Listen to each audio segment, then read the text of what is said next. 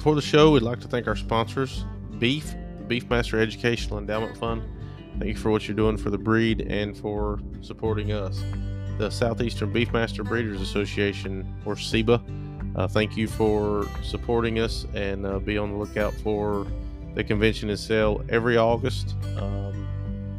Emmons Ranch Beefmasters, they need no introduction. They've been around for years. Thank you for always breeding great stuff and for supporting our show. C&M Ranches, Kershaw, South Carolina, the Chick family, great cattle. Thank you for supporting us. Lissy's Beefmasters, again, needs no introduction. Thank you for supporting us, and be on the lookout for their sales every year. Cottage Farms Beefmasters over in Jackson, Tennessee. Thank you for supporting us and for what you do for the breed. Thank you to all of our sponsors. We couldn't do it without you. Welcome to Beefmaster Banner. We're your hosts, Josh Morrison and Jared Strickland. How's it going, Jared? That's going good. Just another day. Well, when this records or when this comes out, for those that don't know, we record early a lot of times. And when this comes out, I hope you've got some rain, and I hope we've got some rain as well. Yeah, me too. We sure need it. And so hopefully everything's good and everybody's part of the world and it's cooling off. But tonight we have Miss Judy Long of L2 Ranch. How are you, Miss Judy?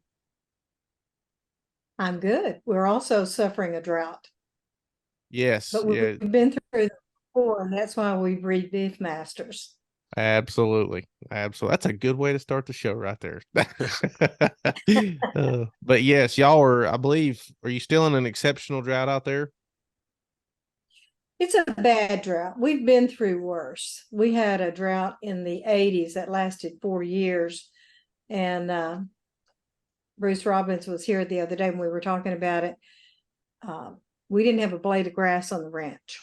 Wow. And so one day Fred told me, and you know, we live in very arid climate. And one day Fred told me, he said, I'm going to fertilize the ranch. And I said, what do you mean? He said, I'm going to fertilize the whole ranch.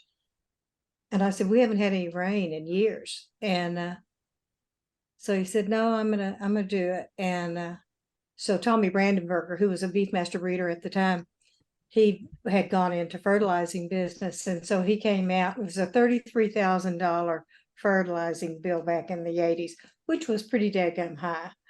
And 3 weeks, tied a day.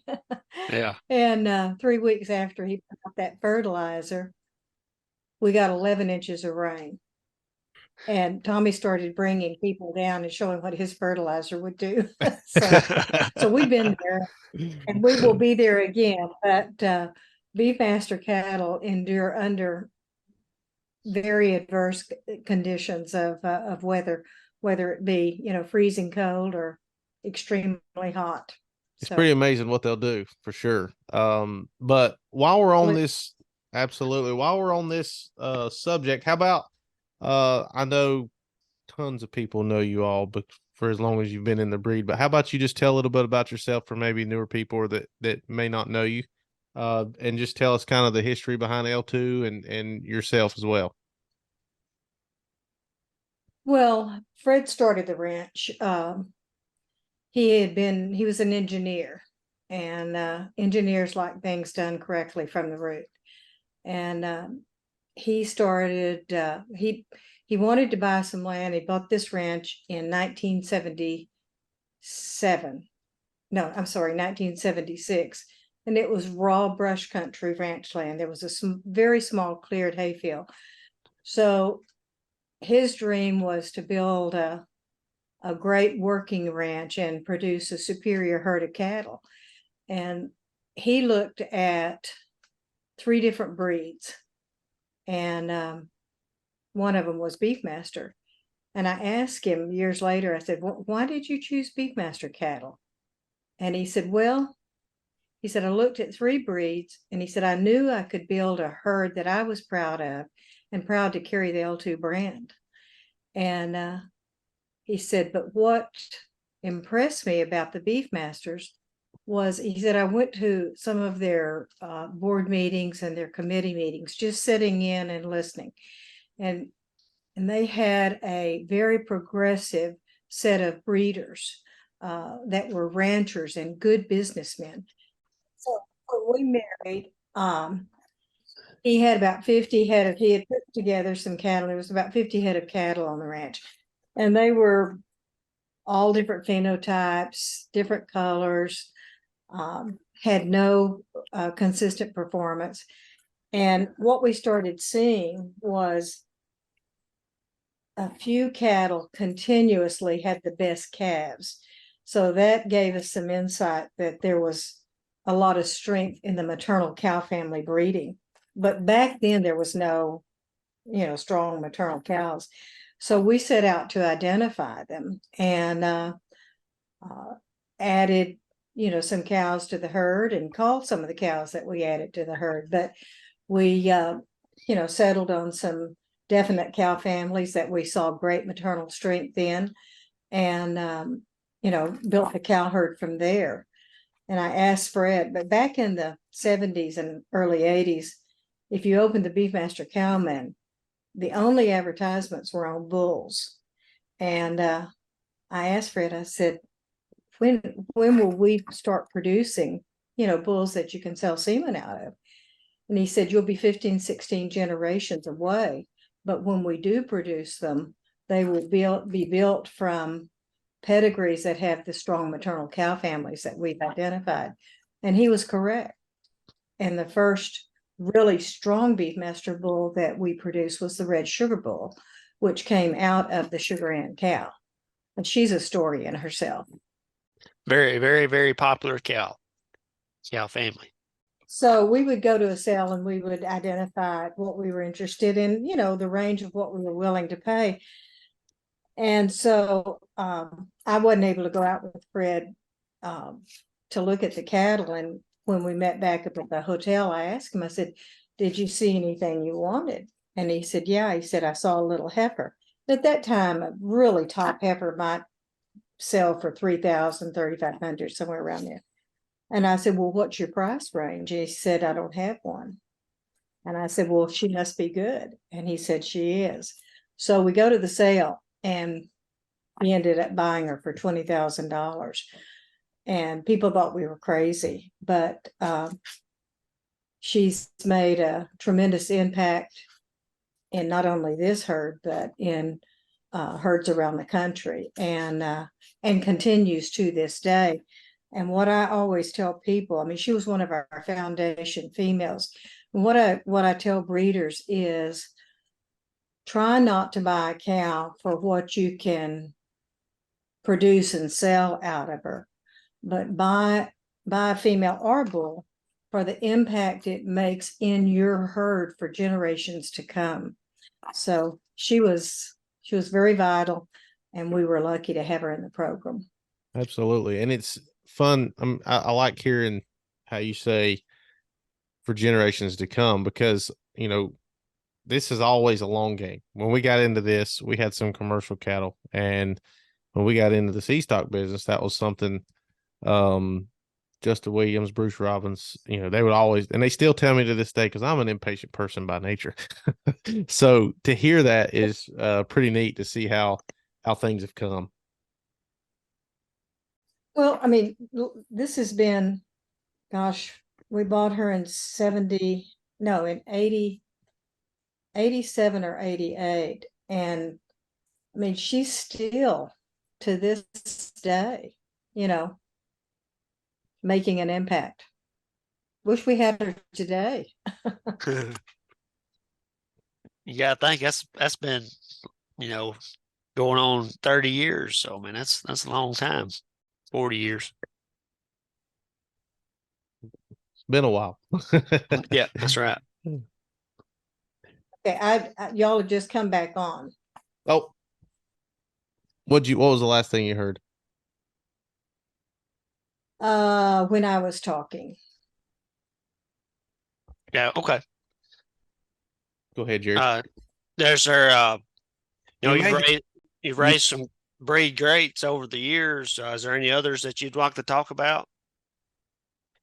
Well, one of a real important female that was a cornerstone of the program. Back in '65, BBU had an idea female, and it was the Fair 189 cow. And Fred had seen production out of it and was really impressed with what she was producing. And so we ended up getting the 293 cow, 293/3. And she made as important of contributions to our herd as the Sugar Ann cow did, Dream Lady cow, many of the cows. But the 293 line, produced the Vanna cow, Vanna 2000, Fair Lady, Ms. Prissy Lady, a lot of really strong donors. And then, of course, Vanna produced Infinity and an Encore. So that was a cow. And then the Dream Lady cow, what we would do if we were at a sale, and you have to understand, back in the late 70s and 80s, you couldn't go and do research on the computer with BBU like you do today. And so we had to visually identify cattle and make ourselves aware, where these cattle were. And, if we would spot one of their offspring in a sale, we would try and go and get it. But one of the cows was Dream Lady, and she was the mother of the Sporticus bull. And so we went to a sale in Florida and picked her up. She was probably 12 years old when we got her, but she was a very strong influence in our herd. So, over the years, with production out of Sugar Ann, with production out of 293 cow, with production out of Dream Lady, we had a good base foundation for our program. Yeah, absolutely. And it shows. I mean, it still shows up today. And of course, another cow was Sugar Ann's mother, the 26/5 cow. So we were able to buy a flush out of her, and we flushed her to a bull called J15. And out of that came the Jezebel cow, the Infinite Lady cow, and a lot of other great cows. But, Jezebel has done a tremendous job for Collier Farms. And gosh, it's been 30 years since we produced her. So, these cows make an impact in a lot of different breeding programs, and not only ours but others. So I would agree most with definitely. I can attest to that. Me and Dad used Infinity over the years, and that's how we kind of brought that in there. And it always had that nice, pretty look to it, and had a lot of good growth and good pop, and always had good udders. And still have several of those Infinity daughters in our herd. Well, you get that length and that depth, that good milking. It's just, we have been flushing Infinity well, we're going to have calves this year out of Infinity.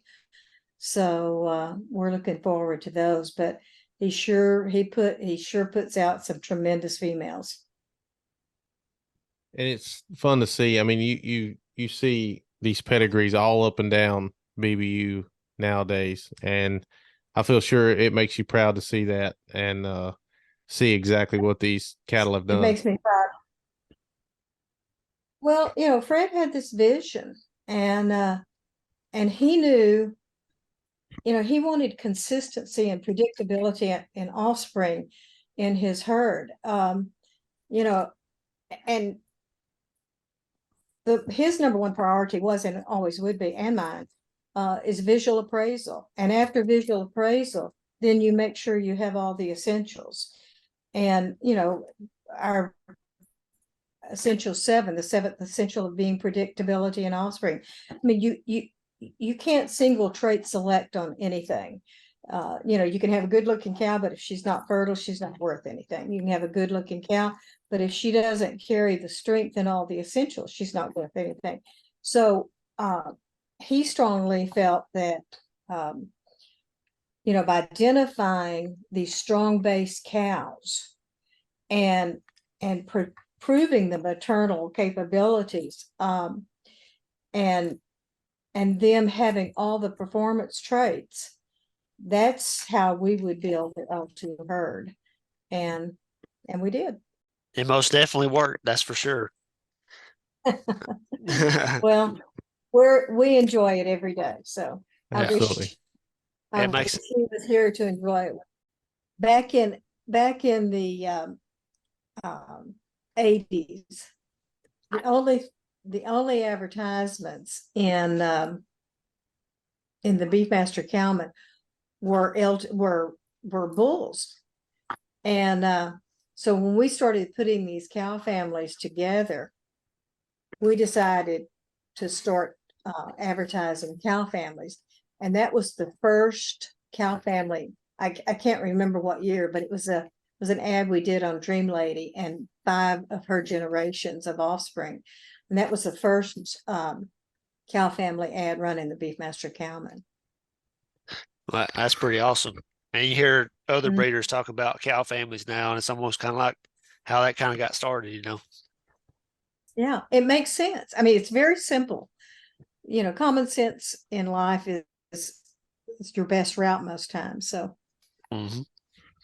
I guess kind of moving forward, we kind of cut out just a second ago, but could you give us a little rundown on some of the exciting cattle that you got coming out currently? You mentioned L2 Crimson and Warrior and those. We have a number of young bulls. Crimson, he's a combination of the 293 and Sugar Ann cow families. We have L2 Warrior, who's a Crimson son. We have Inco, who is a Bushwhacker son. We breed Turbo. We have some real exciting young females. Portrait of a Lady. We have Crimson Lady. We have Miss Crimson. We've got some really tremendous young females in the 2023 calf crop, which are coming yearlings this fall. So, we go through and we identify the ones that are top, put those to the side, we'll breed them. And after they've had their first calf, then we'll make the decision to put them in the embryo program. And, but we're a little low on our cow numbers right now.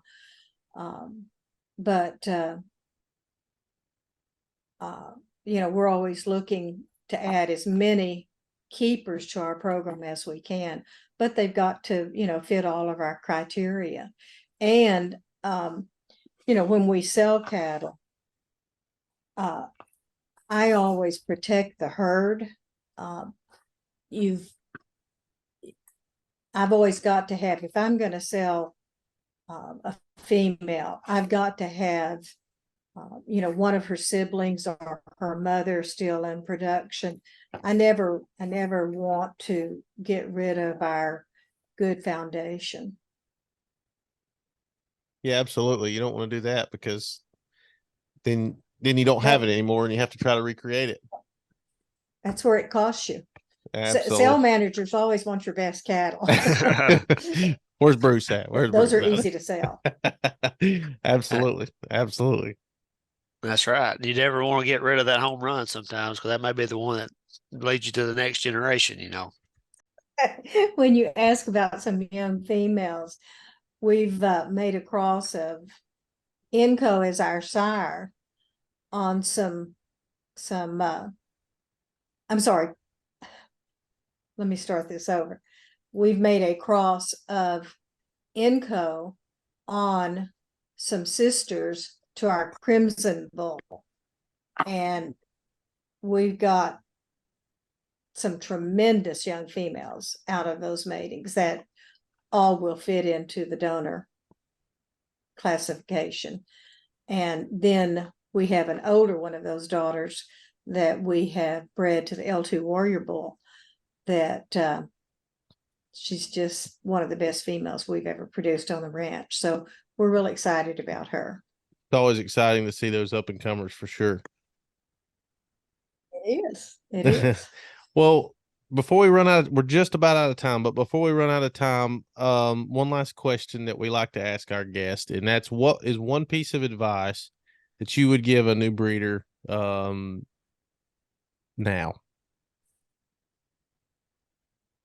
Well, I would say have a plan.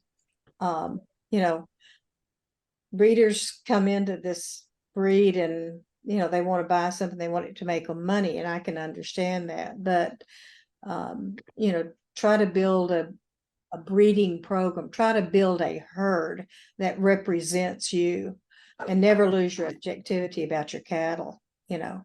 People always, fall in love with an animal, and she may not fit their program, but I would say the most important thing is to have a plan and follow it. When you go scuba diving, they teach you that's the principle of scuba diving. Make a plan and dive your plan, because if you don't dive your plan, you can get in trouble. And the same in building a herd of cattle. Absolutely. That's great advice. And I think everybody, it seems to be a popular thing for folks that's been in the breed a while, that tells people to make a plan. And I do think it's very important for that. Yeah. But and this is y'all a are, business. yeah. And it's, if you want some longevity to it, if you want to stay into it, for a long time. And, I mean, I'm hoping that this ranch will be here for many years with, my grandsons and my son. And so, and that, they understand you've got to, you got to plan out. You can't just, plan for the next year or whatever, but you have to have a long-term plan. Make a commitment. And y'all's cattle's living proof of that plan too, for generations, and you got the success and the story behind it. It's good, good for our new breeders to hear that. yeah, absolutely. And we And really, I predominantly sell our cattle on the ranch. Occasionally I will consign to a sale, but I like working with breeders one-on-one. I like them to go through the ranch and see the consistency that I talk about, in a cow family, in a genetic line. We have a large international market. Beef masters are being accepted all over. So that's a good thing. So, broaden your markets, and it'll pay off. absolutely. Absolutely. Well, Miss Judy, we really appreciate you coming on with us tonight, and I think folks are really going to enjoy this episode, and I think they're really going to get something out of it. But we appreciate you taking time out of your day to do so, and hopefully we'll have you back on soon. Well, I hope that y'all come on the ranch one day and visit me. We You'd need like to. it. We absolutely will try to Okay. get out there sometime for sure. Yeah, we're going to have to make that a priority. But All right. Well, I'd be delighted to have you. absolutely. Thank you again, and we'll see everyone on the next episode. All right. Well, we want to thank everybody for listening to the Beefmaster Banner podcast. Please know that we are on Apple Podcast, Spotify, and we are on YouTube. Just search Beefmaster Banner. Please like, share, comment, and subscribe. We love hearing from you, and we'll see you on the next episode. Thank you.